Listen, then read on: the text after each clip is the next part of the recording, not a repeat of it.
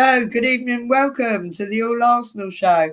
And tonight in the house so far, we have the main man himself, Ryan, and we have Emerson with us. And already I can see in the chat we got Hawkwind. Thank you, mate. Good for you to join us. Excuse me. Right, I think first thing we're going to do, because myself and Emerson were actually at the mega win match, but we're going to recap the Emirates.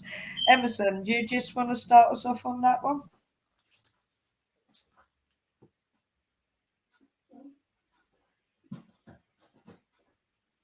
Maybe not. He's on mute. He put himself on mute one set. There we go. Yeah. Hey, Hawkwind. He put himself on mute. He's on mute again. So I'm myself. One set. Unmute. I'm so confused with this. What's going? I don't know what's going on.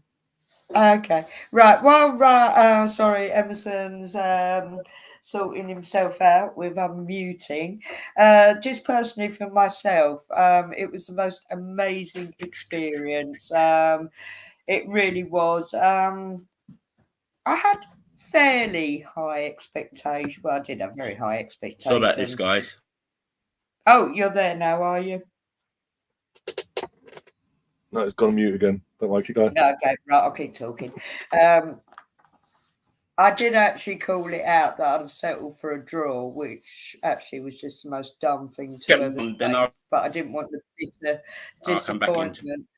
Right, are you with us now, Emerson? Literally, I don't know what's going on, but every time he mutes, and then the second later it mutes itself again. I don't know what's going on. I must admit, I don't know if it was my laptop, but I kept getting waiting for StreamYard. Who knows? I don't know. But anyway, yeah, back to what I was saying. Yeah, soon as the girls set off, I had quite a good feeling about it.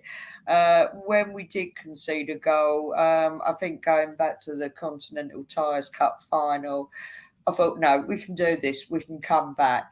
And I think another thing that would be fair to say, Emerson, I'm sure would agree with me as Richard would, and certainly you watching it on the telly, Ryan, although Chelsea were not at full capacity, because obviously, I don't.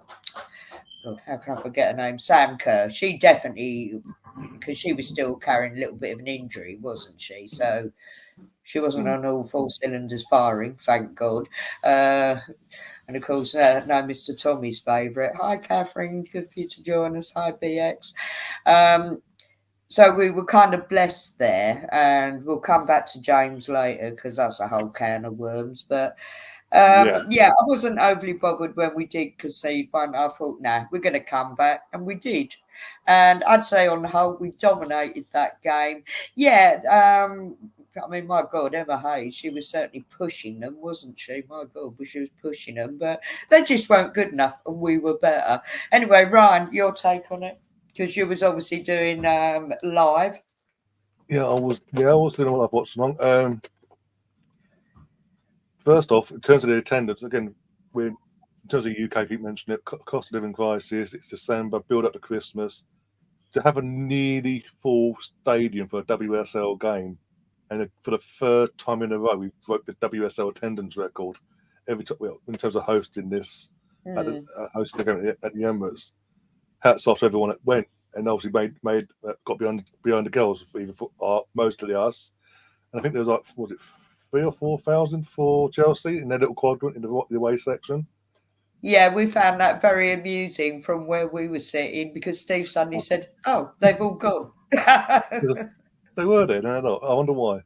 No, but yes. Again, going back to the start again, you can go back and check it out on the stream itself. But I said, as long as we keep Sam Kerr and Lauren James in particular, them two quiet, that's half the job done. As long as we do the rest of our jobs and turn up on the day and don't let the occasion get to them, we'll be all right. I thought it'd be, what did I go for? I think it went 2.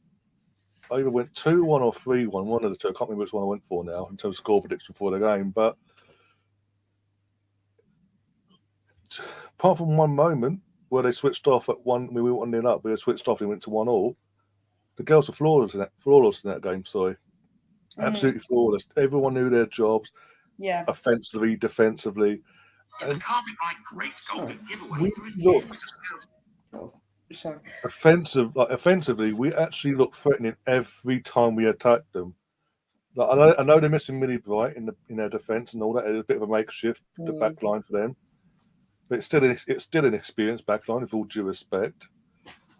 But we made them look suspect every time we attacked. They did not know what to do in terms of defending, to the point where certain play we'll get onto later somehow escaped a red card when she lashed out. And this certain player, it isn't the first time she's lashed out when she's frustrated in a game, which, as I say, we'll get onto later. But yeah, Russo from the get-go, fantastic.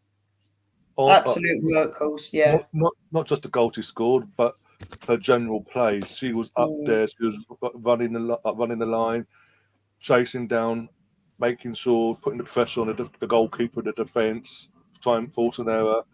Beth Mead, I said this when she came back, give her a few games, get the match fitness back into the swing of things. You're seeing her again.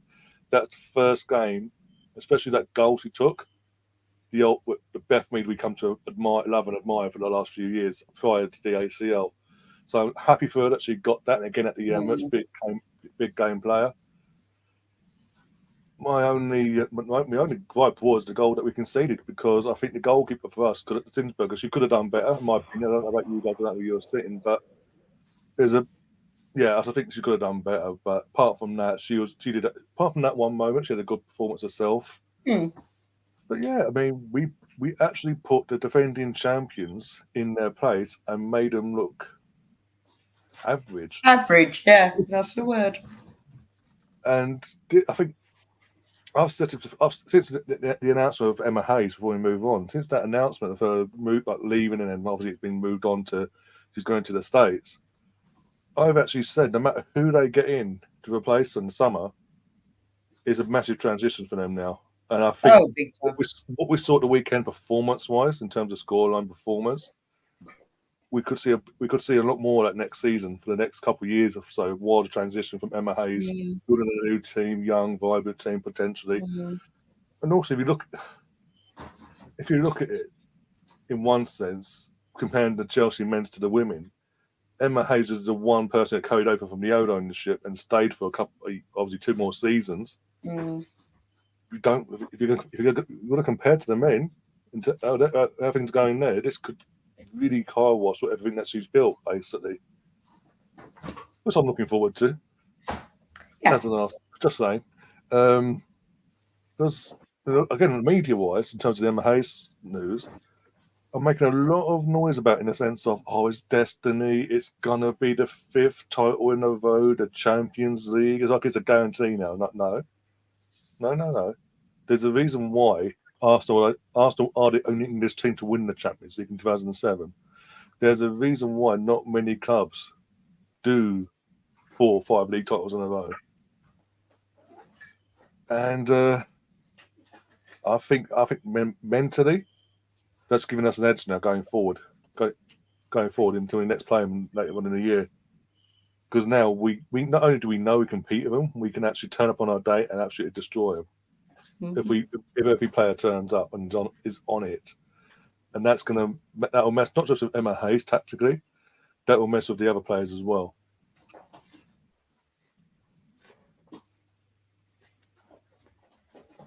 Sorry, I was just what Catherine's saying here. Chelsea had to put out there after United and Arsenal got eliminated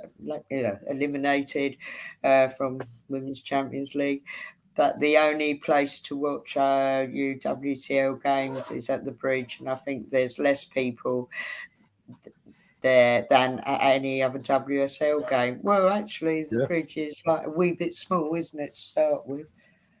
Also, again, it shows what work our club's doing in terms of trying to bring the women's game along with attendances at the club. Because when we started opening up the Emirates a couple of years back, I was a bit. They're making announcements, but they're not doing enough to plug it, like push it and get more people interested. and pretty much since then, that was the season we came second, not last season, the season before. Since last season, it's like they've heard my notes and basically gone all from the last couple of summers ago, gone, okay, bang, this is what we're going to do. Milestones, we'll announce them. We're going to get the players to get involved. They're going to do show this, that, and the other. And it shows as well that from the fan perspective that it's not, especially this season now, it's not just based on the back of the Euro win with the England's team. This is carrying on. The attendances are getting bigger and bigger game by game every time we host a game in the Emirates now in the WSL. Chelsea hosted, I think it was their first home game of the season against Tottenham. It was nigh on empty. So they're clearly not doing something right there end. Because with the success that they're having over in this MLA's period, they shouldn't be struggling to fill a Stamford Bridge. They've won everything but the Champions League in their time, basically, and they're struggling. So clearly something's not right there. They've got to address that. I'm not helping them out on that, but yeah, it shows the levels of these things that Arsenal are more. Yeah, BX, we're going to come back onto that one a little bit later. Yeah, Arsenal are more attractive team to go and watch. Yeah, sorry, just what Catherine's put is spot on. Arsenal fans actually show up no matter what type of game or the venue. Well, that's been proved with Meadow Park, hasn't it? Been absolutely proven. Chelsea can't get the people to show up to a European game. And Ryan's back. And I don't even think half of one side of the stadium is filled. Well, yeah, basically.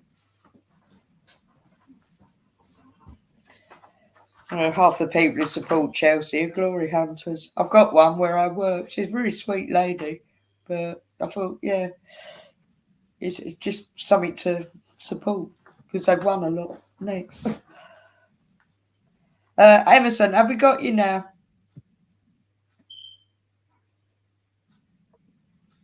Yeah, can you hear me? Yeah, we can hear you loud and clear. Oh, Stefan's got to find his glasses. Can you hear me? Yeah, we can hear you. We can hear you. Yeah, reference that. Yeah, reference the match last. Reference the match last Sunday. As you know, you went. Obviously, we met up afterwards, and as I said during Ryan's watch along, obviously, I had a little bit of internet, so I could get into the chat where I can, and things like that. But Ryan got it spot on one of the goals that Arsenal scored regarding Illicit. What I think it was either the second or third goal. I can't remember which one. I think it was the second goal we scored, where she scored from the corner. As we said all along, prior to when she moved to Arsenal, as we saw it in the World Cup, she will get goals at set pieces. All it has to be is the right delivery from whoever takes the corners or whoever takes the set pieces. If she gets the right service and she gets the space, she'll score goals. Now she scored 2 goals from set pieces, which I was very happy to see. As I said, the fans around me were mostly all Arsenal fans. So I had a boyfriend and girlfriend to my left, and then I had a father and daughter to my right, something like that. And I was in between the 4 of them. So thing like that, and we had great excitement hearing because where we were, because we was right at the back of the stand. So there was hardly anyone behind us, so we didn't have to worry about anyone, jumping up and down, saying sit down, sit down, sit down, sit down. But we were over the moon. Obviously, I couldn't cheer as much, because all I could do is clench my fist, while the other 4 just got up and started feeling like, and then we done a little mini high fives to each other. When we Richard's with us. The Chelsea fans, I got feeling they could have sat anywhere in that ground because they didn't really have an allocation to themselves. So as I said, you saw a lot of Chelsea fans with Chelsea shirts, mostly all for their mums, dads, and their kids or whoever they brought with them. But as I said, it was a cracking atmosphere, thing like that. When we scored the goals, it just went in meltdown. you know that. But as I said, it was a good game to watch. I suppose It was so a I can say about glorious that match. game to watch. Yeah, good evening, Richard. Right, your take on, because you were there along with us. Yeah, it was quite good. We had the extra bonus. There was a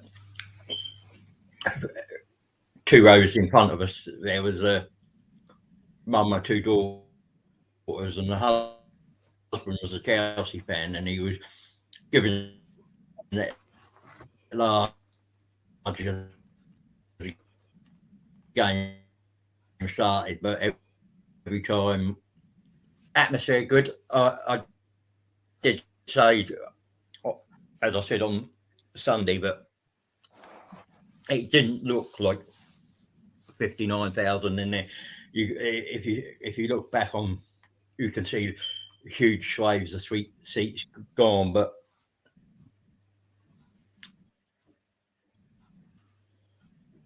I suppose it goes on ticket sales, but it is what it is. Atmosphere was fantastic. That's probably the best we started the game, and not conceding first. And there were a few players there that actually had very decent games and could have been player of the match other than Russo. So yeah, me and the daughter enjoyed it. It was great. And nice to see Emma Hayes get a bit of stick. Well, I did actually watch it back on Monday, and I mainly watched it back on iPlayer just so I could see Emma Hayes' face, because that's the one thing that you miss when you go to a match. Although I loved her quote. What was it? They said, "Can you take any positives out of this match?" And she said, "Yeah, it's a 20-minute drive home." I thought that was a classic.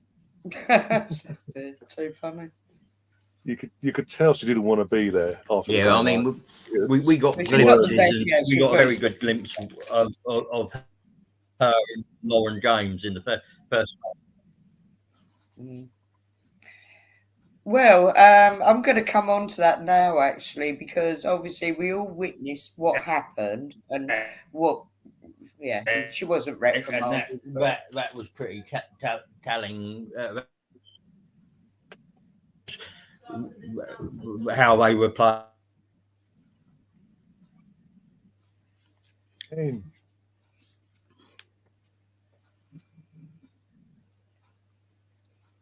So. Sorry, Richard, you slightly frozen there. Now, I am on Twitter. I have it on a sort of sensitive setting. So unless somebody who I follow puts something up, I don't get to see a lot of horrible things. But apparently, and I did manage to see today Emma Hayes saying that it could have been, if I've got my wording right, that she was getting a lot of abuse for what she did. She felt it was, what was the wording? I need to get this right. Racial profiling. Have I got that wording right? Yeah, Richard will come back to us in a minute. I think he's having some technical issues. Yeah, you got that right. Okay. You got that right, Ange. Yeah. And I thought, okay, because I am going to say, and anybody can quote me on this. I think she is an amazingly talented player, but I don't particularly like her as a person, and I will call it out. That is nothing to do with her background, her dual heritage, whatever. I just don't. I just don't particularly like her. From what I've seen of her, I don't think she represents women in women's football very well. That is my opinion. And I'm sorry, I was absolutely appalled with the World Cup. And let me get this right. Was it a Nigerian player when England were playing Nigeria? Sorry, I can't quite remember, but I'm going to, if I'm wrong, somebody call me out on it. But we're going to say it was a Nigerian player when she trod on her back.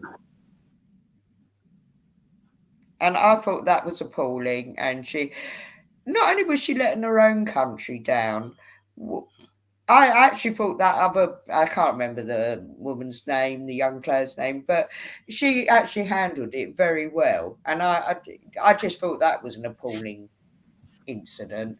And I can't comment on how many Yes, yeah. I times. mean, it should have been.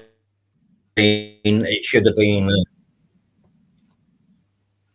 Yeah, a quick one. It was intentional, and if she'd mistimed that was a leg breaker. Well, yeah. And I also noticed, Arsenal women predominantly have put out a statement that they'll sort of back what Emma Hayes said, and against any form of abuse, whatever. Which, okay, I do get. But we know there's a lot of numpties on social media in general who will jump on the bandwagon. I'm not out there to put hate about Lauren James. All I'm just to put it bluntly, yeah, we know she used to play for the Arsenal many years ago, but I'm just pleased she's not at our club. That's all I can say. I don't think she's very professional at times, but equally, I'm not out there to spread hate. She doesn't help herself, but I'm not out there to spread hate. Sorry, and just to lighten the load, Stefan, nice to see Ryan wearing a replica of Marks and Sparks Christmas mince pudding packaging. Yeah, it does look, well, yeah, that's the whole idea, isn't it? But hi. Yeah, sorry, Catherine, let me come on to you. Yeah, Arsenal put out a statement to support Lights 36 hours after everyone else put out a statement. Well, to be honest, I don't blame them, Catherine, to be honest, because it's like, whatever. And like I said, and like I said, she shouldn't be. So it's an interest in the wording racial profiling as opposed to racial abuse. Yeah, I find that interesting wording. No, to be honest, more so in the men's. Oh, sometimes whoever doesn't have a good game. I'm not here to rip them apart and send them abuse online because I had a bad game. It was a crap game. Everybody has a crap time. You know what I mean? You get on with it. You move on. Yeah, we can talk about it. I mean, we could, because we'll come on to last night's game and we can sensibly talk about these things, but we're not spreading hatred or abuse about those players. But there's a lot of silly people on the internet, to be fair. But anyway, I think we're all agreed she should have actually been sent off when she did that anyway. Yeah. On Sunday, just so. 100%, but like I said in my little statement, this isn't the first time she's done this. Yep. She did it in the World Cup. In terms of she lost her Well, head, yeah, that's what I was saying. She kicked her, got sent off.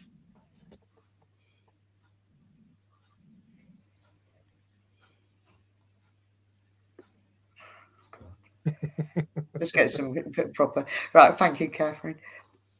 She does need to respect other players on the pitch and offer some apology on field, like a bad tackle and then the pat on the back to acknowledge your mistake. Yeah, I totally agree with that. I'm sorry, she's not a very humble girl, end of. She really isn't.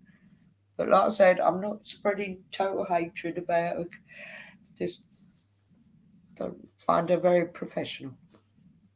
So there we are. That is it. Yes, definitely one of the silly people. Yeah, but you're not.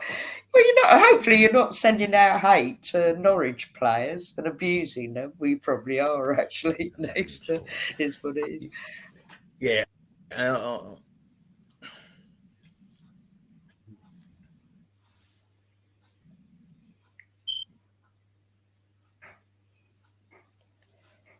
Oh, sorry, what's Catherine saying there? All she did was to have, for the World Cup, to have an suspension and issued a public apology on Twitter and Insta. Yeah, that was very big of her. I suppose she didn't have a lot of choice, really, did she? Next. Yeah,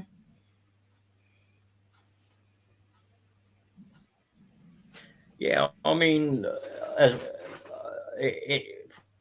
for me, it's a shame that we're having to talk about it when what we should really be concentrating on is best performance they put in the season so far. And we're talking about a bit of petulance that wasn't having a very good game.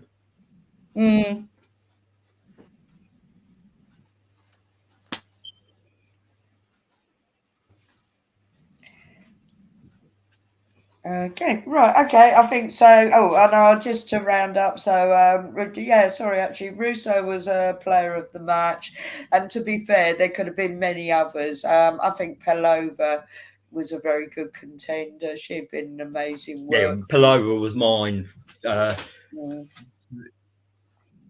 Lots of trickery. She got stuff, and sorry, there seems to be a delay in my end. It must be my internet playing That's up. all right. I think all our internets are playing up tonight. And I'd say record-breaking attendance. Just over the 59,000 mark. Absolutely amazing, which goes back to good old Chelsea. I mean, all right, they haven't got the same size capacity stadium as we have, but they haven't got the supporters. They really haven't. They're fair weather. Not all of them. That'd be unfair, but yeah. Oh, and also wonderful Jeremy. Oh yeah. I saw on Instagram he'd actually taken his daughter to watch the game, which I thought was wonderful, very much. I thought that was brilliant to have a former player there with his daughter. And I'm sure there are other, hopefully, Arsenal men as well that we don't know about. Right. Sorry, yeah, well, hopefully so. I mean, we know the women go through. That was Ali Dier, I think you're on about, Ange. Ali Dier. Yeah. I saw that on Instagram. I thought that was wonderful. A favourite of mine. Okay, I think Stefan's just trying to tell us here that he's abusing some Norwich person. Well, that's fine because that's up in the middle of nowhere next. That's absolutely fine. They're still having a pop about your jumper, aren't they, Ryan? I like that jumper. I think it's nice. Never mind. Oh dear. Right, okay. So and I'll see ourselves, myself, Emerson, Richard and Ricky and Ricky's mum, etc., and your daughter, Richard, where we all met afterwards by the media centre. We were quite lucky actually because it stopped raining by then, so which was nice. Oh, and your daughter, who did you get a photo with? True. Frida. She got a well spotted Emerson. Picture with well Frida. spotted. So. Yeah, she got a selfie with Frida. Yeah, a few players came out with hoods up for me, and she managed to catch her up and get one. And fair enough to Frida. She stopped, took a picture, and before going on, doesn't have to. Just finished playing a game. Probably wants to get home, relax, and get and chill for a little while. So, it's nice of her just to take that a few seconds. Well, she looks a very sweet, lovely young woman. So cool. Yeah. Oh gosh. Okay, Stefan. Right. Okay. And also, while we was there, we missed out. We missed out on 3 other players that came out by the media entrance as well. There was 3 other players that came out. There were Ilstead, D'Angelo, and there was one other. I can't remember who it was. I know Ilstead and D'Angelo came out, but there was one more, but I can't remember who it was. Stina was seen at Holloway Road Station. If I was more alert, then I would have said, "That's it. I think that's who it came out." Yeah, I think it was Stina Blackstenius that came out. Yeah, that was a good. I'm sure if it was her or not, but definitely Ilstead and she was there because somebody got a photo with her. Most of their hoodies on. So if they didn't have their hoodies on, then you would have seen them very clearly. see if I can find out. I'll find out who it was anyway. So I can go on my phone. Right, while you're doing that, Well, I think we'll go on to last night's game now, which was a bit fraught, wasn't it, really? Interesting, if you will. Well, yeah, interesting. I don't think any of us ever gave up. Well, actually, I had a bit of not a breakdown. I had a slight meltdown over it at one point. And no hate at Catherine, because the poor girl hasn't had much opportunity lately. Oh no, Catherine, please, yeah, no, Paul. Yeah, I've got the players who they were. It was Frida Marner, the one that Ricky's daughter had. Yeah. There was Ilston. She was wearing a brown hoodie. There was Illister. She didn't have no hoodie up, and it was Laura. This is what I was by the media entrance as well. But Marnham was the obvious one because she had the hoodie up before she took it down, and then as she had the photos, she took the hoodie off by the looks of it with the person that I saw the pictures with as well. So like that, we won't go into that. I mean, like that. Yeah. Well, he's quite a sweet guy, actually. And I thought there were the four players. They were the players that we see. But I did say to you guys when we were by the media entrance, anyone can pop out at any time. Yeah. All four of them came out. So if I was alert, I would have had photos with them just that quick. Because hardly anyone had photos with them other than Ricky's brother and Richard's daughter and that person at the tube station when she was at Holloway Road, because you see her plainly on the platform at Holloway Road. Whether she was going home or they were going out for a meal or to watch a show in the West End, we don't know. Well, you don't know. Don't know how they wind down, do you? You don't know. I know. That's why sometimes if they want to be, then I'll just leave them alone. Yeah. Okay. I mean, as I said, she doesn't. They don't have to stop and do it, but it is nice the fact that they take that little bit of time, especially after you've just played and you're looking to leave the stadium and get out as quick and away as quickly as possible. It's a little bit shows a little bit of class.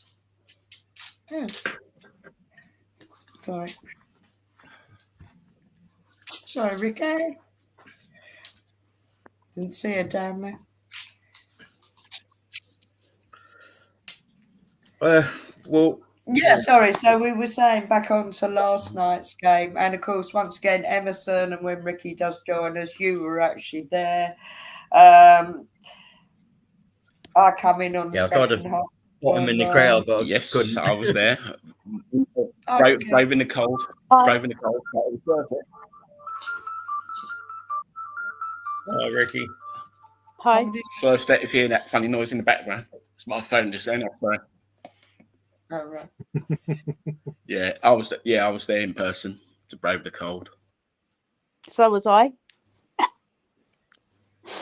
I wasn't planning to go, but as I said, a friend of mine had a spare ticket.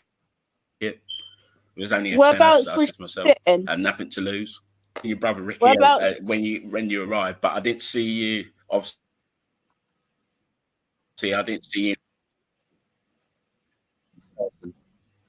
Yeah, whereabouts was you sitting? I was in that seating stand. I was in the seating stand on the other side. I think it was the West Stand part of the seating bit where all the fans from the majority was sitting down and things like that. So, as I said, I was with a few friends and things like that. It was worth it, though. As I said, things like that. As I said, but the game itself, I was North Bank. From my point of view, from what I said, it was this three bad mistakes from our defence that led to all the goals and like that. I don't know what she was thinking of on that third one where the ball was running through. Obviously, the goalkeeper hesitated whether to come, but she lost that, and they capitalised. They scored.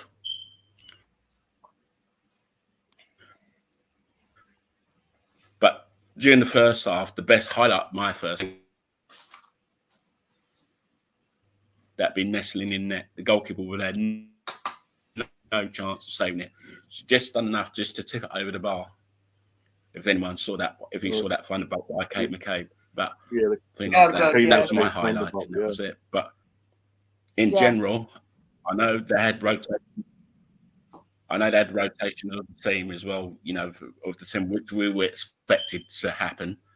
But I think that Catherine Cole, the Danish player, I don't think she's comfortable as the sitting player in midfield. I think she needed help, you know, the way she was playing. But obviously, as the game went on, she got better and better. But as I said, she kept giving the ball away. As you said, Ryan, during the watch-along, she kept giving the ball away and things like that. And that was costing us the goals and things like that. And it put the defence under pressure, something like that. But D'Angelo, she had a quiet game as well. But although she had nothing although on that third goal, I think it was more her fault as well, whether to come or go, something like that. And as I said, during the chat, the defence at halftime, it was all at sea, something like that. So when you play Jen Beattie, you know she's the slowest player, free. Kadina, we clumsy at times. So, what did we think of the Spanish one, who's really hardly had any minutes, Kadina? The World Cup winner.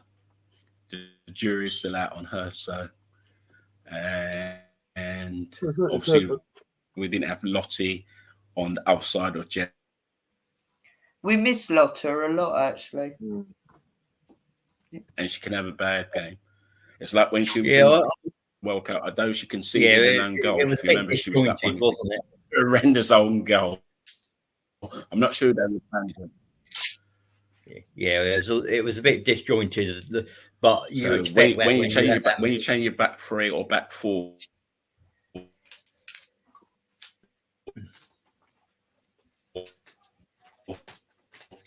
you know someone's going to be, one of them's going to be the scapegoat of them. But from my point of view, I blame all three, because you had Emirates on one side,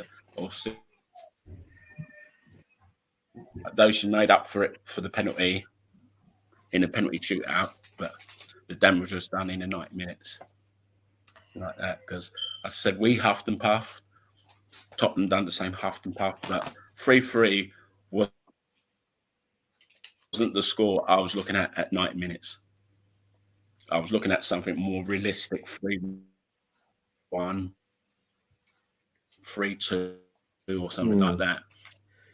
But so, because we came from match as well, so we're back 3-3. Made some money last night. So that's my take on it. Richard, did you actually watch it?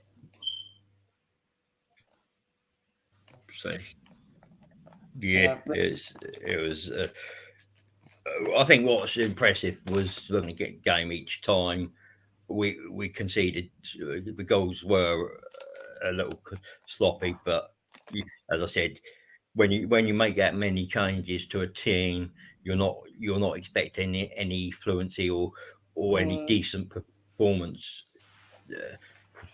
out of it. So, but the players who came in, I mean, yeah, Catherine Cole probably had the worst game I've seen she's played for us. But if you're not getting minutes and you're not building that rhythm up, and is the defensive, is that sitting midfield role really her natural role as well, as Emerson pointed out? So you've got to take those things into consideration. Yeah.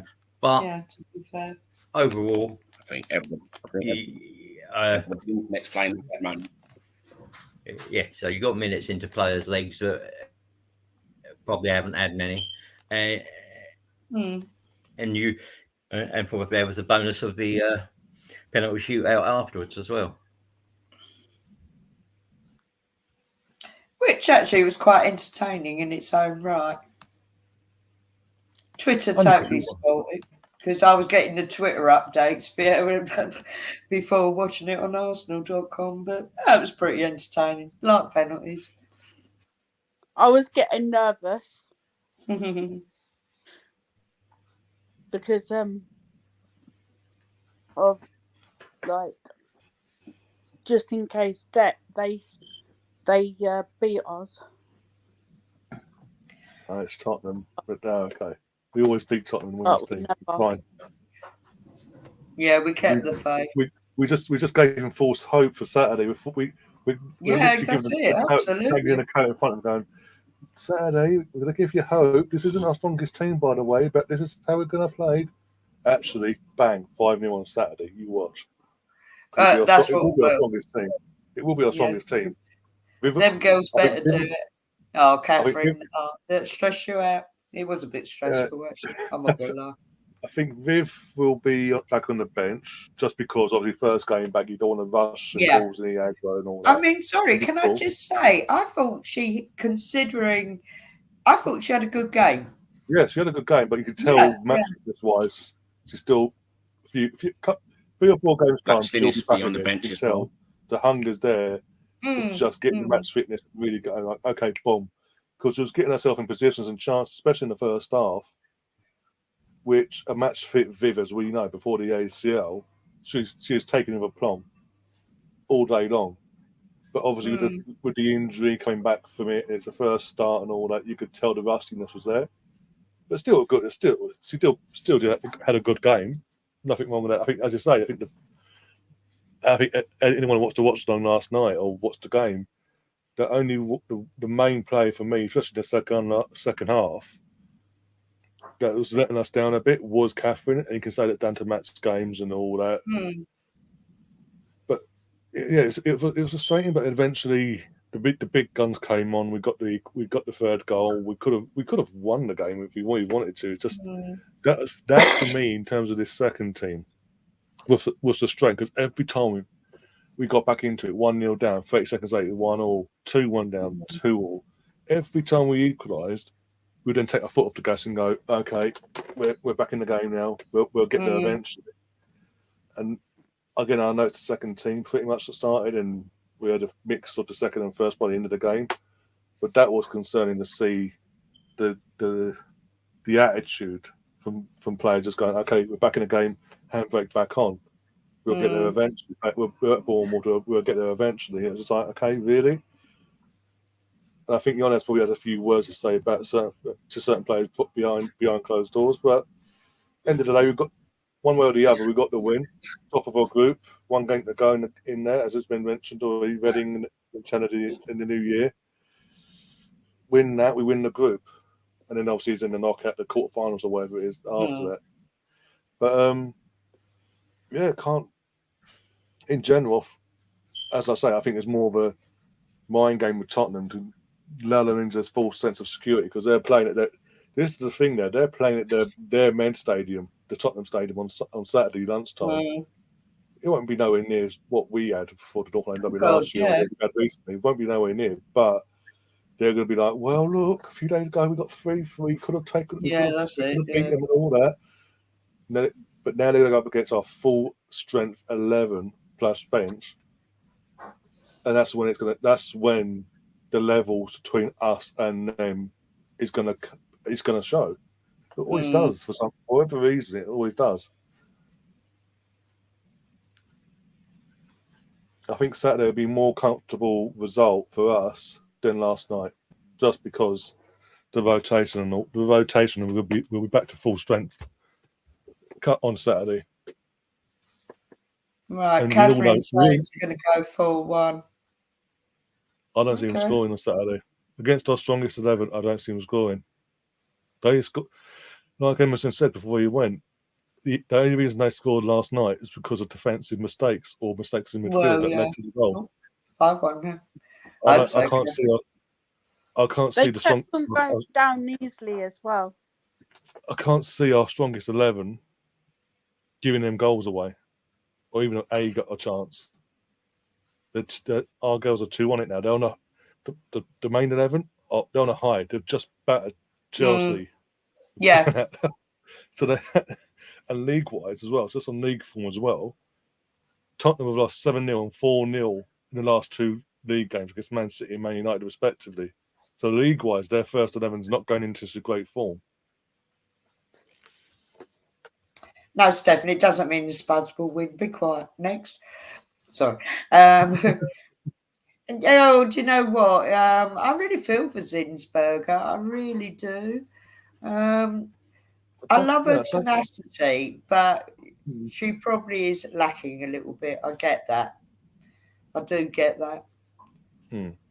I don't understand what's happening because last season, don't get me wrong, she's her age was just getting along. She's going on to near the end of her career now. Obviously, extended her contract, but last year we got the best out of her. And the last few years, we get the best out of her. She was a lot more on it. She's not been as incident prone as she has been, or found out as much as she has been this season. It's like this season, suddenly going back to the Champions League qualifying games onwards, goals are going in that she wasn't letting in last year or the year before, etc. And I think maybe I don't know what it might have something to do with the fact that obviously publicly we went out for Mary Earps the way we did publicly. And maybe that's having an effect on her mentally, and that's why it's affecting her performances. Then obviously we're getting reports midweek, early on this week that Arsenal and Man United are in talks to make an agreement to get Mary Earps in January dealt with, so that she gets some money for her instead of losing her for nothing. Well, yeah. So again, maybe that's playing on her mind, knowing that at any time, at some point, she's going to be the number 2, that she's getting replaced. Yeah, there is that. Although she's only here for the city. I mean, she didn't want to extend her contract, did she? So no, she only extended till the end of this season. So this season, yeah.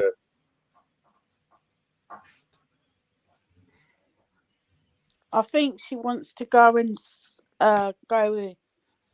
see her wife. Well, that's it. She's recently married, and I presume geographically it's not working at the moment, and it's starting a new life, isn't it? It's well, anyway, more importantly, it'd be absolutely wonderful. Like I said, I like Zinberger, but it's not quite the same. And I will be sad to see her go, but equally good. Yeah, we need to get married. If we get married, that's a massive upgrade. If we get married, that's a massive upgrade. Yeah. So it wouldn't be like what Arteta's doing with the men's team and going, oh God, this great do you know what? Somebody said that on Twitter. Yeah. And that is, it's nothing like that at all. Yeah, no, get that. Mary is literally right here, right now. There's no better upgrade in the women's game than getting Mary in. I've seen a few people go, "Why are we going for Mary Earps?" Because she's made a couple of mistakes herself recently against a mistake against Holland, against the Manchester derby, and all that. Why are we going for? Why don't we go for Hannah? Why aren't we going for the Man City goalkeeper? It's Voberg. I'm thinking, well, Roberg can't get in a Man City team. Well, yeah, Roberg, for me, Roberg as well. When she was number 1 at Man City, she was number 3 for England.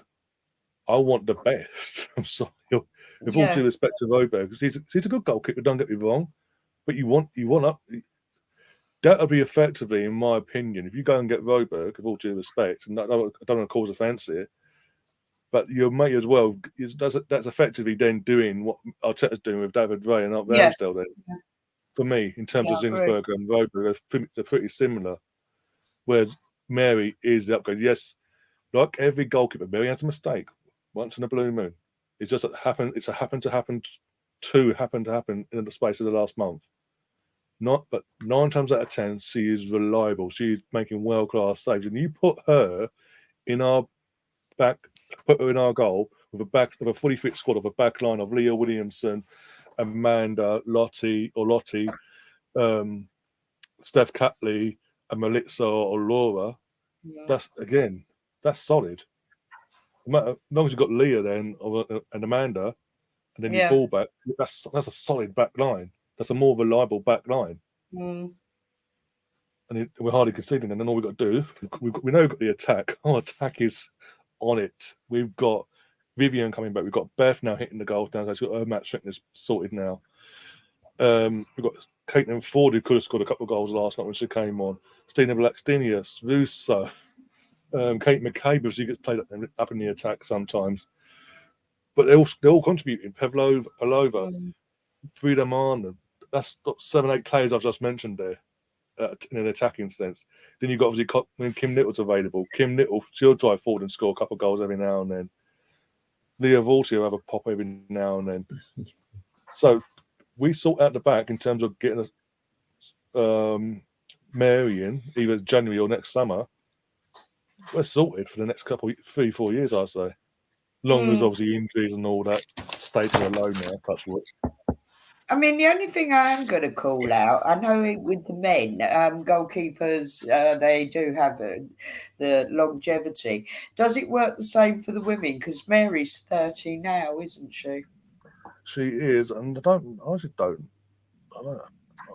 assume it's the same. I've never seen anything different. We've had goalkeepers for what? We've had like Emma Byrne all that back in the day.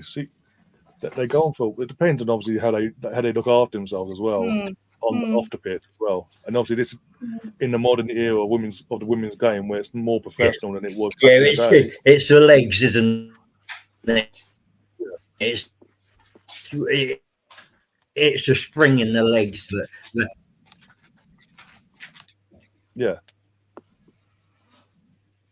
And that's we'll have to wait and see, won't we? But if we bring her in and there's a bit of a wobble 2-3 years down the line, we know the club's ruthless enough now to go and get the next best thing then in 3 or 4 years' time. Well, yeah.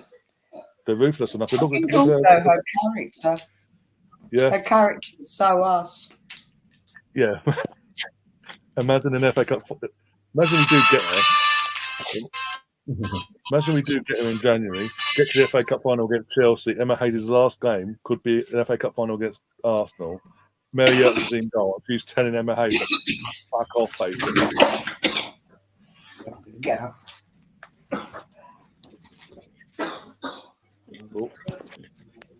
But yeah, we've obviously got North London Derby on Saturday. So while we're waiting for Ange, wait. Sorry, guys. The cup's killing me. Right, Ricky, did you have anything to say about last night's game before we move on? Sorry, my voice is going.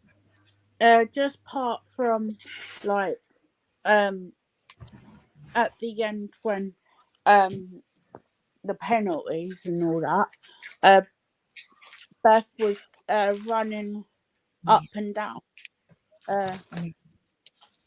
like warming up, and she come right close to me. Sorry, who was that? Sorry, I didn't hear that. Beth come right close. Oh, right, okay. Oh, wow. You're Beth. You're Beth. Yeah, Beth. You might want to tell Viv that one. Yeah, keep that one quiet. Because I'm sure they are talking to each other again after, obviously, the Netherlands going through. I'm sure the sulk is over now. Yeah. Be interesting. Well, obviously, I don't know if you mentioned it yet, but obviously Monday on the 18th, the 5-day documentary is going to be released with Beth and Viv about their when they got their ACLs behind the scenes, how the surgery, how they did their rehab, and just the process of going through that mentally off the pitch, even though they were together, but seeing their team go through a bit of a turmoil at the start of it, but then seeing it coming through the other side and get themselves and missing out on the World Cup. That's going to be documented as well, isn't it? Because and amongst all that, obviously, Beth's personal stuff with her mum, I think it's going to hit pretty hard. And what I like, documentary. Sorry, go on. Yeah. Yeah, what I liked was the Leah Williamson one, and as she said in her the bit on the BBC one where she was playing the piano, she said, Oh yeah. the hardest thing is she's not had any pressure on her for the first time in a long time. There's no pressure on her to train, to perform or anything, and she struggled with that. So, oh my God, so it was quite interesting too. The sound went there a bit, Ricky. What was that? Yeah, sorry, love, we didn't hear you. Yeah, Leah Williamson is really good at piano. Oh my God. Yeah, I enjoyed that. It will. If you watch it, I'd recommend watching it. It's pretty good. No end to our Arsenal ladies' talent, so. No, seriously, it's good therapy, of course. I mean, when do we think roughly Leah's going to get back now? They said January. Well, she's on the pitch. She's on the doing pitch, extra training now. So, Yeah, it's when they feel it's not worth the risk, isn't it? It's when once you want what the data what their eyes and the data tell them, and you're not chucking her straight back in. It's easing her in over a number of matches, isn't it? So, yeah, I think we might see like as you say, eased her in, like maybe a 5-minute cameo, 10-minute cameo, depending on how the games are going, for like the last 2 games before the winter break. If not, we'll see her in January, literally going from the first, not starting. I'm not say go from the first game of the new year. It'll be there'll be a cameo like near the end of a game, 5-10 minutes, like we've seen with Beth and Viv, easing them in, getting her that, and then give it 4 or 5 games later, she'll get her first start, and then just go on from there. And hopefully, in touch wood, in the meantime, there's no setbacks. Well, there's going to be one of the two. Either get a cameo on the last game before the winter break, or it'll be first game back after the winter break in January. Okay, one of the two. I know people say New Year, but you never know if the results are going our way in that last game. I don't know who I can't remember who it's against now. But if we're like 2-3 up, in that last game for the winter break, with 5 minutes to go, she might be on the bench just in case, and you might see her come on just for the cameo, just to go, hi, I am back now, I am here, and this is how we're going to do it. We saw it with Beth, we saw it with Viv. Well, yeah, that's true. And I say, in terms of Laura as well, I know we're talking about a lot of attention's been on Viv, Beth, Beth, and Leah. But Laura won't be far behind Leah as well. So you'll probably see Laura, February, I'll say. Mid late February, probably. Because her ACL was obviously the worst out of the two.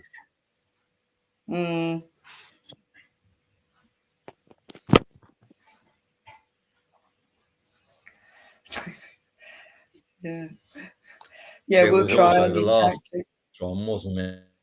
It was so time frames and players heal differently. People. Yeah. So we'll just have to wait and see. But once she's back, the squad's looking pretty good. And if you can get Ertz in January, you'd be looking at winning all domestic comps at that point if you're still in them. Yeah. We've got Watford in the FA Cup, haven't we, at home? So that'll hopefully be a foregone. Hopefully, if the girls turn up on that day, a foregone conclusion there. If we do turn up, obviously don't take Watford too lightly, but can't be worse than Leeds. Let's put it that way. Sorry, Tom. Just saying. 9-0 last year. That's all I'm saying. But it would be poetic, as I was saying earlier, that if FA Cup final, if both Arsenal and Chelsea can avoid each other to the FA Cup final, and it could be Emma Hayes' last ever game in England before she goes. Mary Earps is in goal. We win it. Mary Earps goes up to Hayes and tells her to fuck off. Now, fuck off with sweet fuck all, go away. Surprisingly, I'll need to keep passing its score tonight. Okay. Yeah, that's an interesting group because that's obviously Man United, Man City, and Leicester in that group as well. Mm. But yeah. And I will say today, Arsenal, the WSL's official X/Twitter page are starting to tease where they're gonna announce soon where the final is for the Conti Cup. They haven't. Oh yes, I see it. I knew there was something I needed to look out for. Yeah. They haven't announced it, but there's just teased it today. Where do you think we're going to put it this year? Yeah, that's it. Coming soon.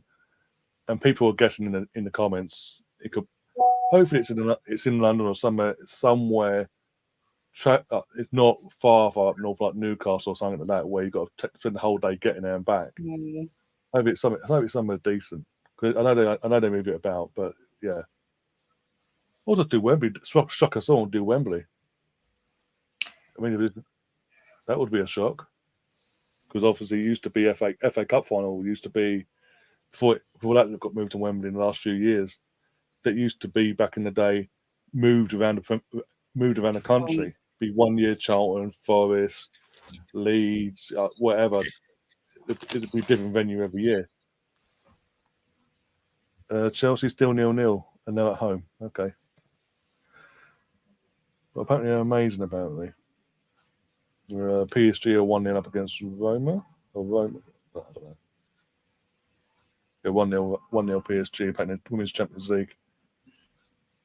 Oh dear, but I mean, in terms of, I just want to bring Emerson back in because he got some news about the academy. Because obviously there's a big game for one of our lads this week. He scored five of about 7 goals in one game.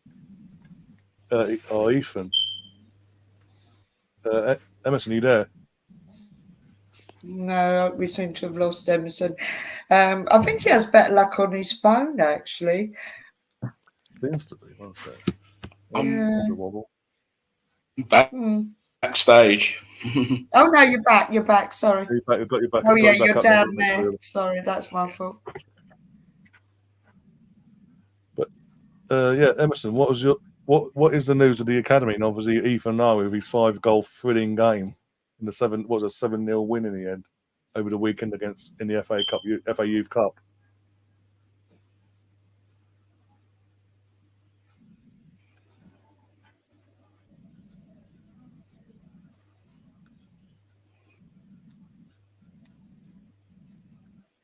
You're not backstage, by the way, Emerson. You're not backstage. You're actually on. You're actually on air.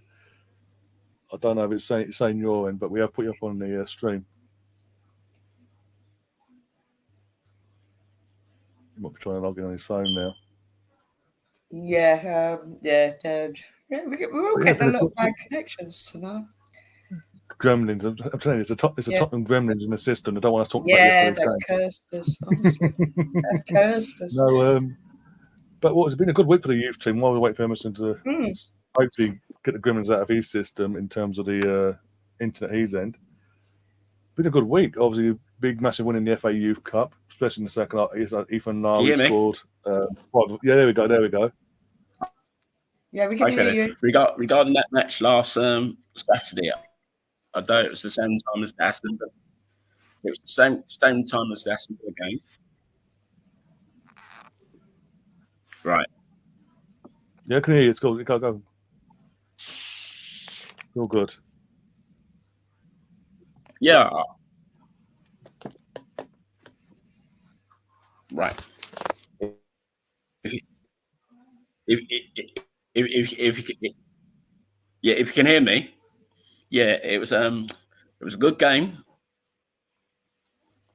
Last Saturday, it was the same time as the Aston Villa game, thing like that. So I was keeping one eye on the Aston Villa game.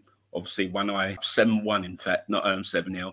It was because they scored the first goal, thing like that. But come the second half, it was the Ethan and Miles show in midfield that won the game for Arsenal. As I said, Ethan scored 5 goals. Could have been 6, but the 6th goal was ruled out of offside. Anything like that. But it was a good all-round performance by our young team. Thing like that. Most people didn't give credit to that game, a thing like that. I ain't gonna say who, but thing like that. And they followed up with a nice win. Although they left it late on Tuesday afternoon against PSV under 19s, where they won 3-1. And obviously, who scored the 2 goals, so I won't go to no delusion. Josh Nichols scored the 3rd goal towards the end, but sadly they don't progress in that competition. So all I can say now regarding the under 21s is they have only got the league to play for. Fingers crossed they can finish in the top 4. Then they go off to a 2-leg playoff, or I think it was a 1-leg playoff with our 1st and 4th first and 4th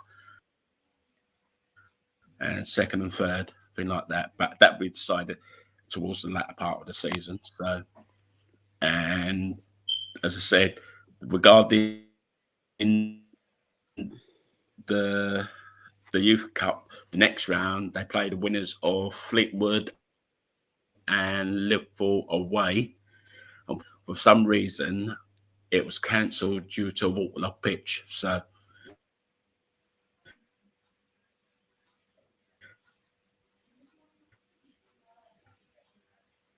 we're waiting to see who's going to play the winners of that one. So Fleetwood Town versus Liverpool away. Matches this weekend come in. The under 18s are playing Fulham at home. Kick off at 7 p.m. Obviously, I won't be going because I've looked at the journey. It's not feasible. It's easy to get up there, but on the way coming back, there's no trains coming back to London. So I'm just going to do my usual. So I'll give you updates where I can on the various groups, or I'll WhatsApp you privately, thing like that, and tell you what's going on, thing like that. And I may add this to this certain person on this other channel who you should know, Ryan, who I'm on about. Mm-hmm. The guy has not got a clue about things. He's moaning because he was moaning that other podcasts are moaning that, and Twitter, that them guys that were picked on Tuesday to play that was subs for the PSV game, sorry, and thing like that, and they didn't get minutes. Personally, I would have given Ethan minutes in that game myself if I was the manager of Arsenal at the time. I would have given that 10 or 15 minutes because there's only about 3 or 4 players that are in form in that under 21s team. He's referring it as the under 18s team. Doesn't know nothing. He doesn't realise Arsenal have got an under 21s team. All it is just a step up from under 18s to under 21s and to the senior team. And took the wrong turn and went to the wrong round, which they went to Bournemouth. We all know the story about that, but I'm not going to go back. I'm not going to go into detail because I know the full. And then he looked around to see who's the highest paid academy player. Obviously, it's Ethan, because obviously he signed that long-term contract, and from what I've been told, he may sign another contract to extend that one, so it's going to overlap that contract that he's going to be on. And somewhere along the line today, I've looked on, someone was saying that he may go on loan next season. Really? It's 16? By then, he'd be 17 by the time his next birthday. So whether that's true or not, I don't know. Regarding the other players that play in the under 21s, it's a mixed bag. I haven't heard anything regarding anyone leaving as yet. So they must be all on the same sort of contract by the end of May, end of June, and things like that. So I'm going to leave that at that regarding their contracts, because I don't know what's going on. And as I said, I've been watching most of their matches in the second half of the season. If that's what they've got to play for the league, because they've got a lot of matches between January and May. The distraction of that will be the FA Youth Cup, but that would depend if they get past either Fleetwood or Liverpool, and so on. Disappointment last season in the final. They've done everything right up to the semi-final and final, because they got their first goal in the final. West Ham were the better team, because if you look at West Ham and you look at one of their subs that's on the bench tonight, he actually played in that final. So thing like that. And regarding the youth debate, I like to see Arteta be brave enough to blood one of these academy players. Whether it's 20 minutes from the end, or where it progressed in the knockout stages of the Champions League, some of these youngsters might not get a chance. So the next alternative for them in January, if the right club comes along, let them go on loan for 6 months, thing like that. But who these youngsters are going to go on loan, I don't know. On my way home last Saturday on the bus, because we got on the board, because unfortunately we missed the last train from board. Obviously there was a train strike, so we got a bus to Edgeworth. So we had that. I didn't suppose anybody like that. So we just talked in general about the match itself, and he was saying to me that even now under 18s, of which we all know, and so it's only under 21 football for him, or he goes on a loan spell. But at 16, I think his advisors were saying to him, no, leave it to when he gets about 17 or 18, because he's on this long-term contract and he's on a good wage apparently from what this idiot said on his podcast. Yes, I think it was on last night he said it, thing like that. So he hasn't got a clue about youth football, because he always makes it looks like it's the under 18s team. As I said, he knows nothing. So like that. So let him carry on. Let him rant and rave about the youth team, because to really talk about the youth team, no one else talks about it. Although AFC, they got a spot on Monday where Ty speaks about it, like that. He didn't even mention that on this Spire show Monday just gone about Ethan's 5 goals or anything like that, because normally he was more upset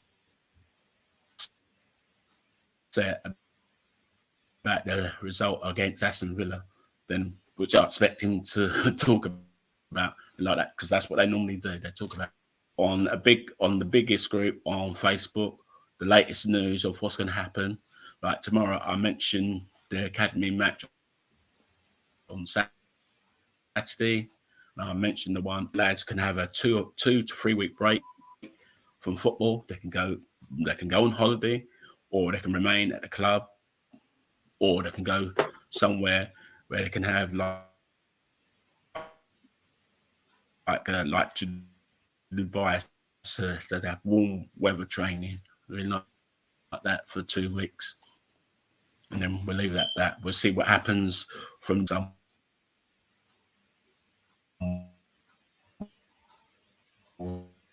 Just knuckle down and play out for the season in the under 21s. As I told you, they've got a lot of matches to play, a lot of home matches. I'm hoping to go to that one when they rearranged it, whether it's going to be at that ground where they were going to play. Then I will say, then I'll say I will go. Or if it's at Hawthorns, I'll go, because I know from the West Brom's ground to the station, it's not all that far. So I can go up the slow way, go up via Snow Hill, and then get the tram to the Hawthorns, then walk to the ground from there, and vice versa on the way back. So that's all the academy news, guys. So I hope I haven't bored you to tears regarding it, but It was a good. As I said, last Saturday's match was the best match I've seen the academy play. This season. Although the under-18s, you don't get a chance. Well, except for the FA Youth Cup, depending on the opposition and the ground that it's been played at, because obviously they couldn't play at the Emirates. It's the alternative. But what you didn't know is Crew wanted that match to be played at 7 o'clock, but Arsenal said they wanted to play at 5:30 so it can clash with the Aston Villa Arsenal game. And they did have a decent turnout. It was roughly 296 people that turned up for that game last Saturday. So that was a good achievement. And the one on Tuesday when they played PSV away, Arsenal fans attended that match, but I was told quite a few turned up. So, and it was at their training ground complex as well. So it was a good match. I haven't seen.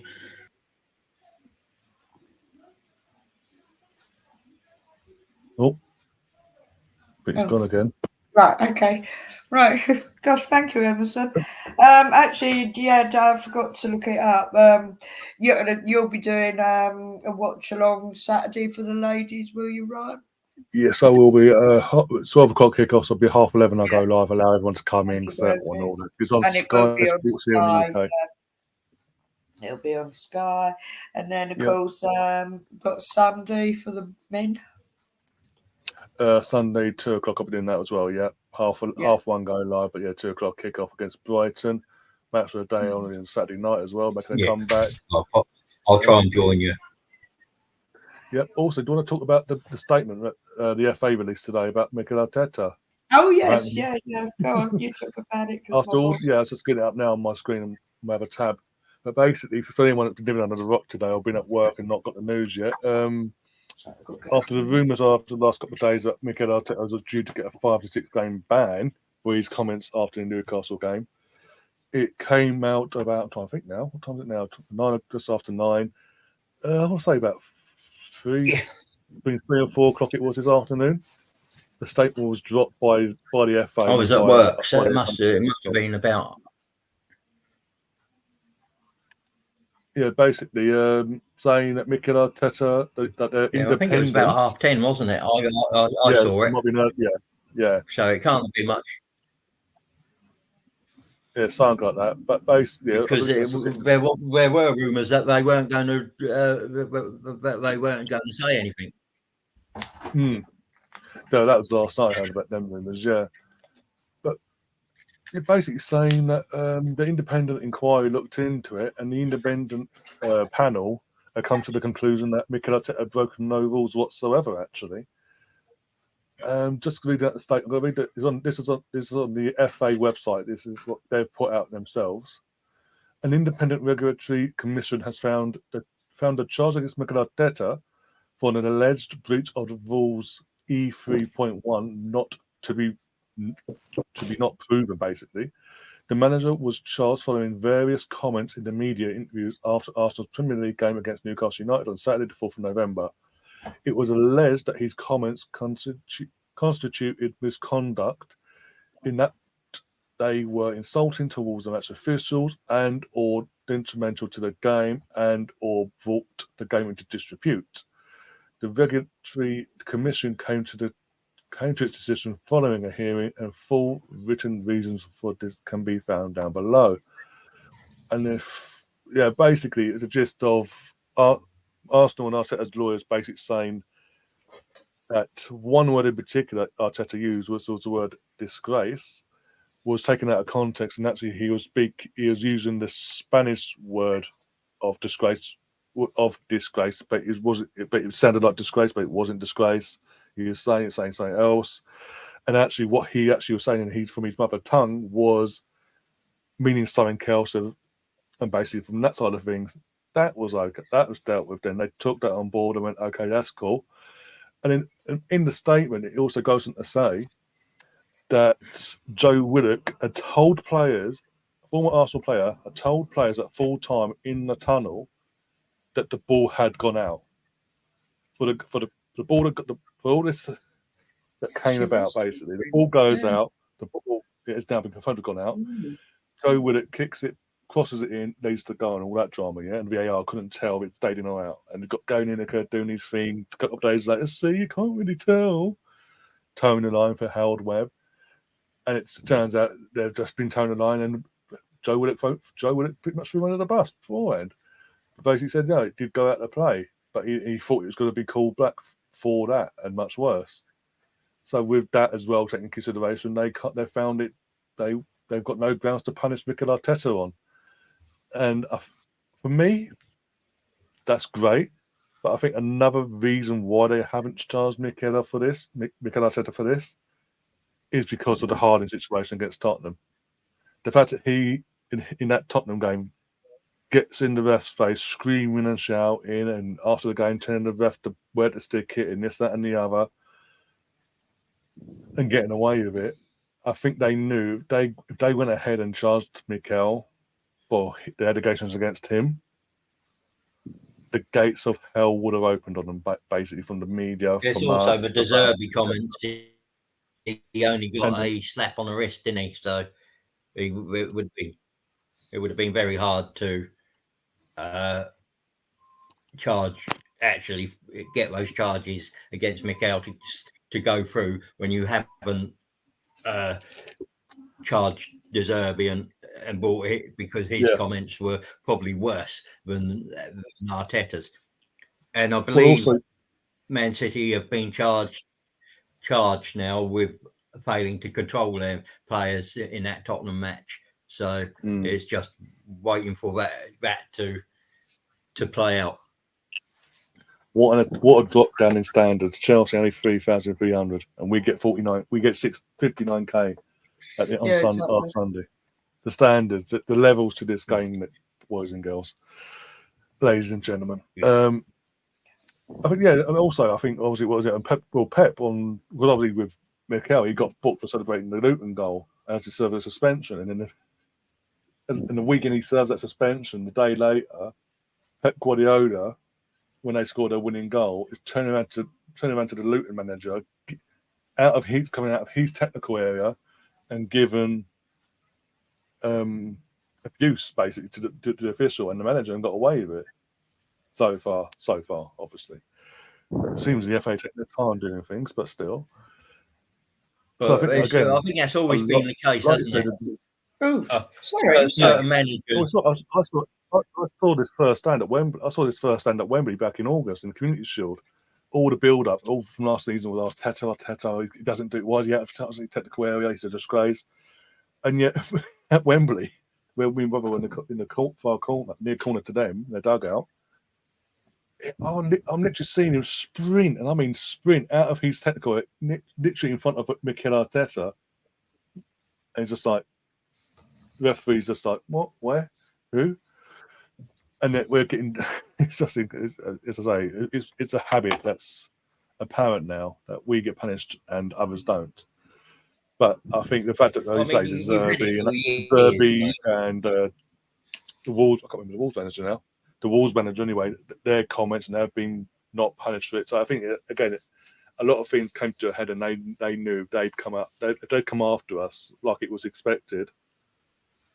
The gates of hell would have opened basically on them. The corruption calls would have been shouted from the hill. But I get this question here. Chat says, is Tony the right? But never heard of the person. To be honest, I have no idea. Never heard of him. I'll do more research to get back to you on Saturday during the watch long if you come back. Sorry, Trap. You have to bear with us. We will answer your question, but I don't think there's any reason to be rude. Sorry. Next. We don't do rudeness on this channel. Just like to say. Anyway, but let's go back to Catherine. Oh my gosh, and she's got an early one on Saturday. I don't blame you, love. Absolutely. I'm sure the boys will be fine. But yeah, this is another interesting one. Kaylin McKenzie, she left the game early and saw that she was on crutches. I don't know. I haven't heard anything. No, not heard a thing. No, but you are right. Actually, that was something I sort of saw, and then dare I say, it went out my head again. But yeah, that's an interesting. But do you know, Arsenal are a bit slow for that, aren't they? It will just suddenly appear. I think she's on loan anyway, so if it's serious, it'll be brought back for rehab and all that. Yeah. If that's the same Tapovic, I think it is. He used to be Bayern Munich's goalkeeping coach at one stage in his career. Okay.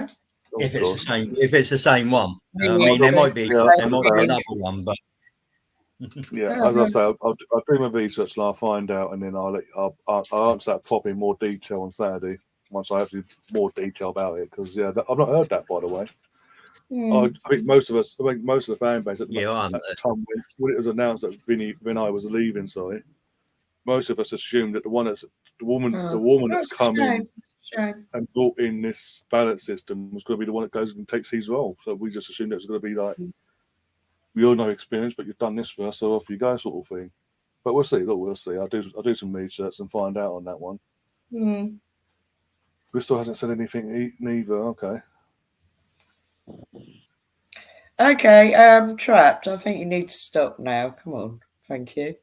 Sorry, have you had Trapped on this channel before? Never seen this count in my life before. No, that's fair enough. Right, yeah. And if the person who was in this account recognised the name of Emerson's name, they would know that he isn't spreading rumours. That's all I'm saying. Yeah. So, thank you. Very rude. Very rude. Oh, just a little update.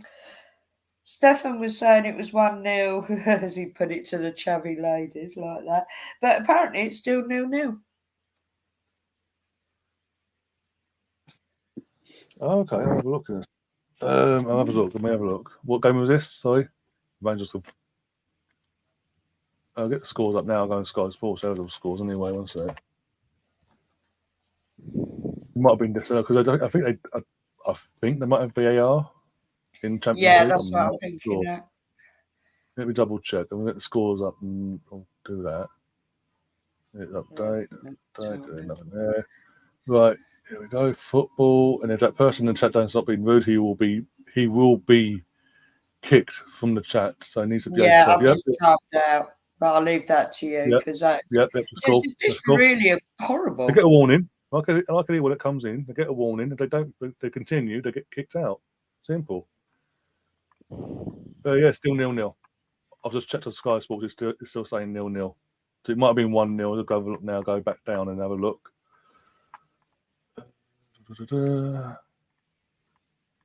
I'll just keep refreshing that because that can be a bit slow sometimes. It might have been. Might have been a case of it should have been 1-0, but because there's it should have been one. Not from what I can make out. 1 sec. I'll get to the minute it says on here. In the 28th minute, right, and Ricky, I'm going to say goodbye because I've got to get up early. Thank you, Richard. Thank you for joining. Bye. Right. Bye. Bye. Yep.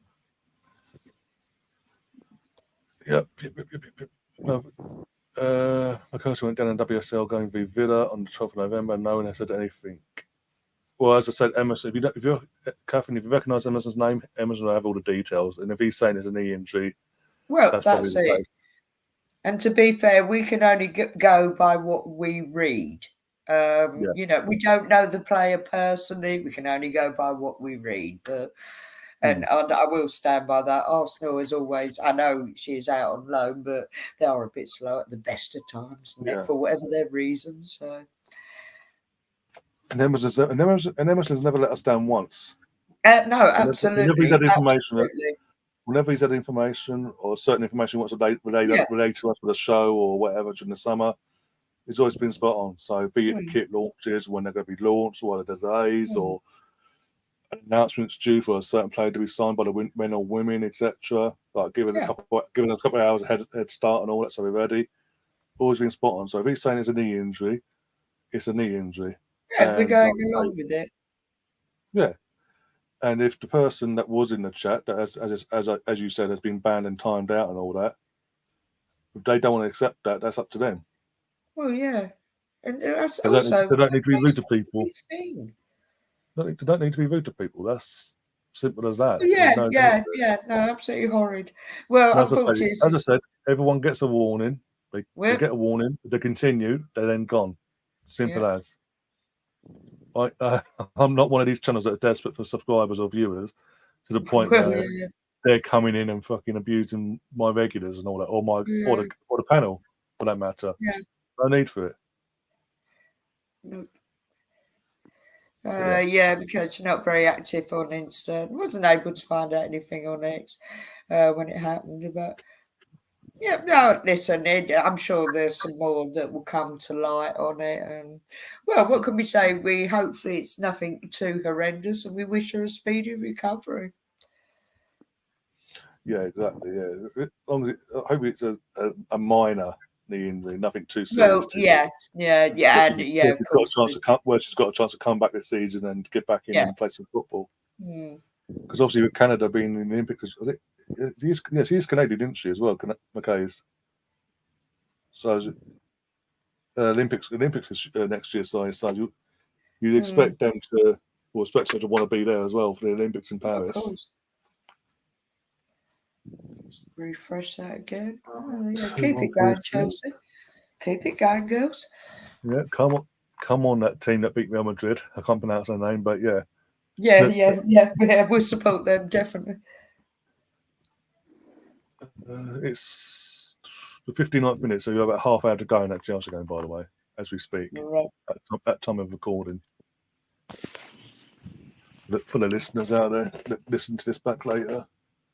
But yeah, I think we've pretty much covered everything, haven't we? Really, Smith. Yeah. Obviously, Smith Foe's back. He made appearance back in his Champions League debut at Ramsdale. 1-1 draw. Nothing really to sing about that in terms of everything was tied up in our groups really going into that game. So it was a bit of a dead rubber. You could tell by the team selection, but it was good to see Ramsdale get his debut finally, by the way, in the Champions League. And Ramsdale, compared to his last time out when he played, was it Brentford? Yeah, it was Brentford, wasn't it? Yeah. We had a couple of moments in the first half. He was solid I think he was solid in this game. And he's got his confidence back, hasn't he? Yeah. And my God, has he had it knocked? I mean, obviously, myself and you are on the same page on this one. We're not happy with the way it's been handled. So just lovely to see him get his confidence back. Absolutely. Yeah, I mean, it's a shame I didn't watch most of the game, but yeah, I mean, certainly from what I've heard, I'm just made up for him. I really am. No, exactly. And it's good to see Smith Foe back in training on Monday? Yeah, we played Tuesday, so it was back on training on Monday, and he flew out the team and got some minutes under his belt. Good to see he got involved. He looked good. There's fingers crossed now that this is it now. That for the rest of the season now, he sets in and buckles down and gets his minutes behind him and puts himself back in the conversation for the starting 11 and all that, like he was before this little setback he had. Yeah. Because I would like to see him more injury-free going forward and actually ask the questions of Mikel going forward. Absolutely. Well, yeah. I mean, I don't know what else to say on that, really.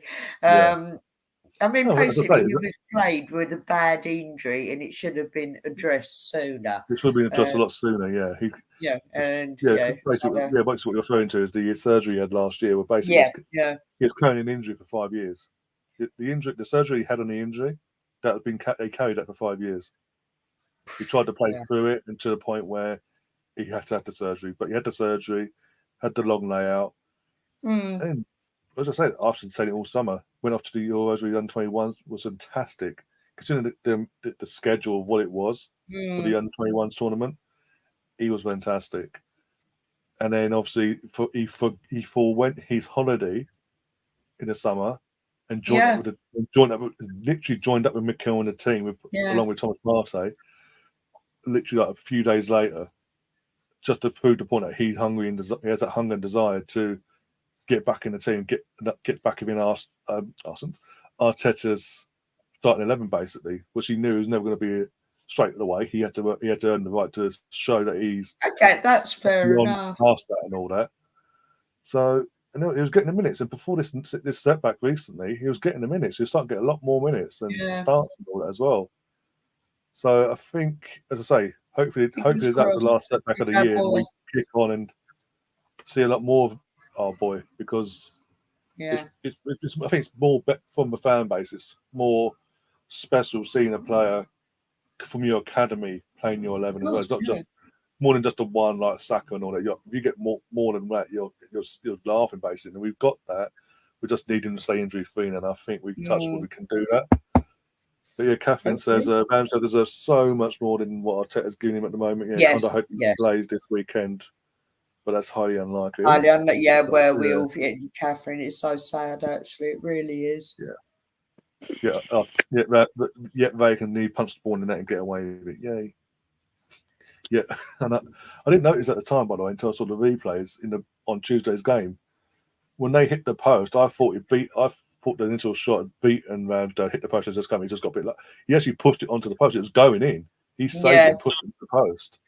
That's a fantastic save, but that goes under the radar with a certain Spanish manager and his goalkeeping coach. That's all I'm saying. Well, what did I see on Facebook? And somebody is on my site, on my Facebook, and he talks sense. And it was one of the big Arsenal groups, and they were banging on about Raya and he plays with his feet. And this chap turned around and said, "Well, if it was a goalkeeper, you play with your hands." And I went, "Spot on, thank you." Exactly. Yeah, all about the hands. Goalkeeping. You use your hands to stop the ball going in the net, not your feet. Yes, can I stop hearing this nonsense now, please? Oh, I tell you, you must have seen it, that reel that's going around. I saw the one where it was Nick Ramsdale, and now I've seen it with Aaron, where they both nick a bauble off the the Christmas tree. I thought that was brilliant. What was it? God? They looked like God, especially at the Aaron angle. It looked like Gollum looking at his pressers. I know. Ooh, Pretty, shiny coin, thank you. And then Nick's just like, under the coat, and Nick's dad is like, "Look what I got."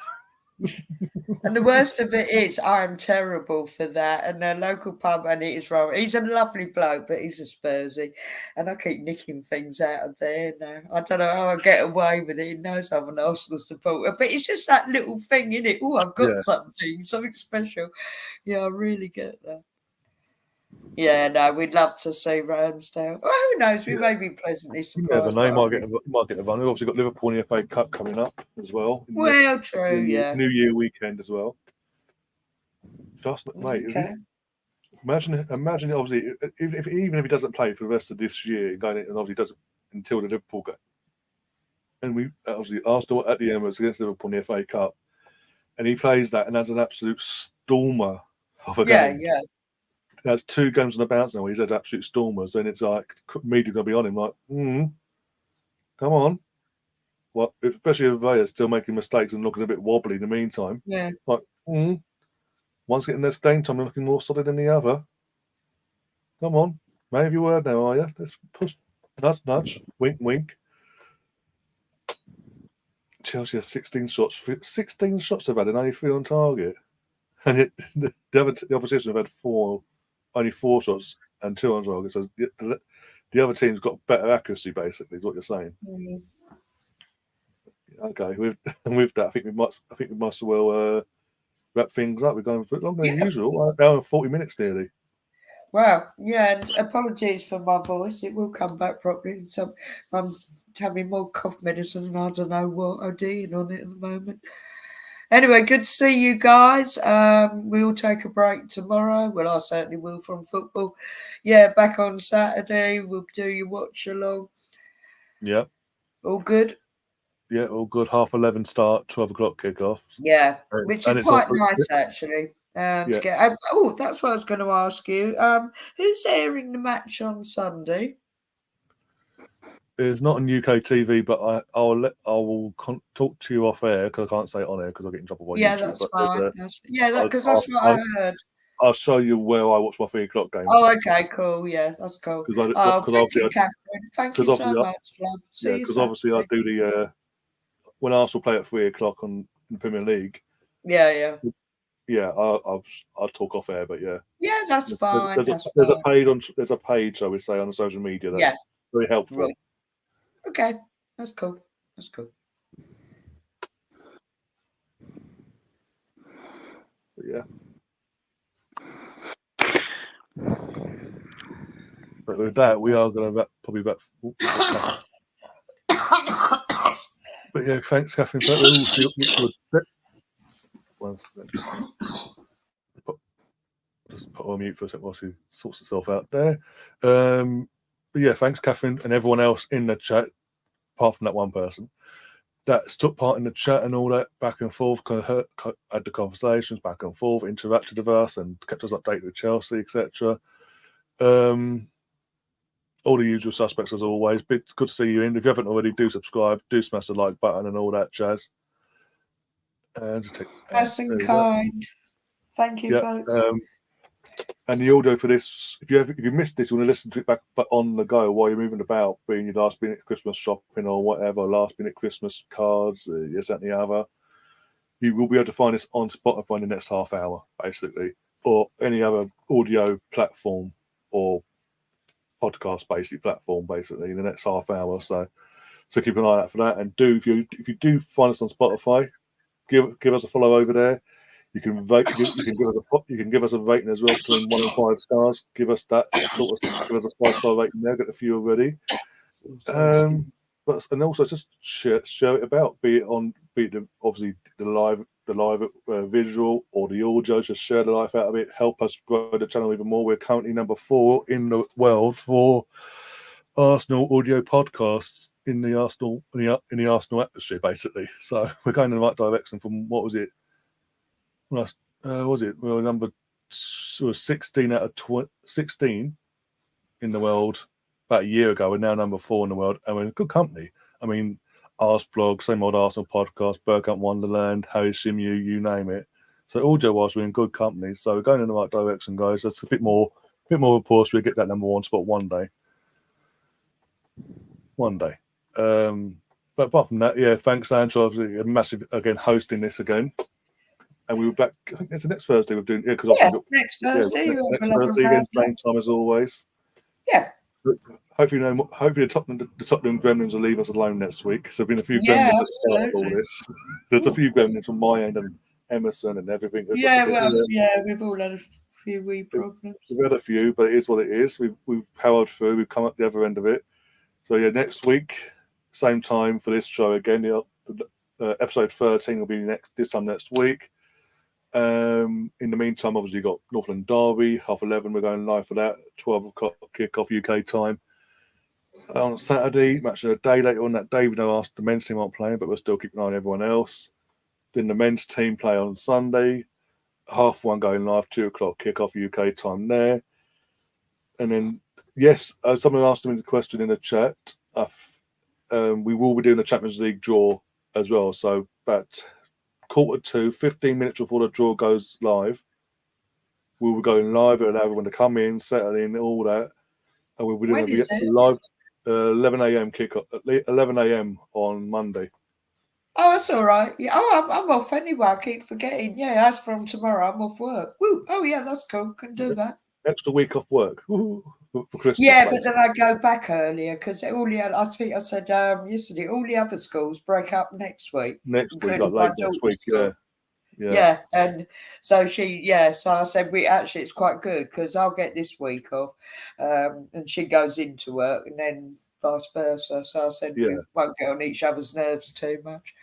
So yeah, Monday we've got, obviously, as I say, on Monday 11 a.m. is when the draw is actually happening, but we'll go live 15 minutes. We'll go live about quarter two, just before, obviously, allow people to come in, settle down, and get obviously last 16 draw. Like, well, hey, come on, and we know this. There's a high chance out of the possibility, out of potential opponents, we could face an Italian team, be it Napoli, Inter, or Lazio. They're 3 of the possible opponents we could have, basically. So it's probably or PSG or things like that. So as I say, we will do a live reaction to that as it happens. And then James Rowe's going to, as I said, James Rowe will come back with us later on a few hours later, give his reaction to the draw and any other games to look out for in the last 16 for the Champions League or Europa League, etc. as well. Yeah, he's good, isn't he, James? Right. Yeah. And then about an hour or so after that, we'll do a podcast reaction, a match reaction to Brighton. So you got 3 shows on Monday, basically. So busy Monday for me, very busy Monday. I'll be dead by the end of it all. And then after that, well, sometimes. You do. Well, yeah, it depends, but it's all good. Apart from that, I think I'm trying to think now. Is in midweek games next week? I don't remember now. But from that, we'll go. Let's worry about that. I can't cope with that. We'll get Monday out the way first, and we'll go from there. Basically, we'll have more idea by then. But there's a lot of content, a lot of time to worthwhile to keep coming along and having a laugh with us as always. But aside from that, I'll see you all soon. And as always, up the Arsenal. Come on, you Gunners. 99.